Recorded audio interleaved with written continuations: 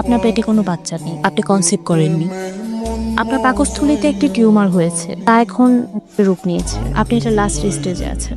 আপনার হাতে বেশি হলে 6 মাসের মতো সময় আছে। তবে আপনারা চাইলে আমরা দুটো অপারেশন করতে পারি, একটা আজ অথবা কাল, দ্বিতীয়টা 5 মাস পর। যদিও সাকসেস হওয়ার সম্ভাবনা মাত্র 1%। এখন সিদ্ধান্ত আপনাদের। তুই কোনো চিন্তা করিস না, যেভাবে হোক আমি তোর অপারেশন করাবো, ভালো হয়ে যাবে, ভালো হয়ে যাবে। আমাকে ক্ষমা করে দিও বোন। তুমি, রুদ্র, আমি, মা, আমরা সবাই একসাথে মিলেমিশে খুব শান্তিতে থাকবো। দেখো তুমি, তোমার যত রকম টেক কেয়ার দরকার আমরা করবো। রুদ্রকে কিছু বললেন না। তুই আমাকে মাফ করে দে, আমি অনেক বড় অন্যায় করেছি। আমি কখনো তোর মা হতে পারিনি, সবসময় সৎমা হয়ে থেকেছি। তোর আর বৌমার প্রতি আমি অনেক অন্যায় করেছি। আমি ভেবেছি তোকে যদি আমি সুন্দরভাবে মেনে নেই তাহলে সম্পত্তির ভাগ 2 ভাগ হয়ে যাবে। শুধু এইটার জন্য বাবা, আজ আমি আমার ভুল বুঝতে পেরেছি, বৌমার সাথে অন্যায় করেছি।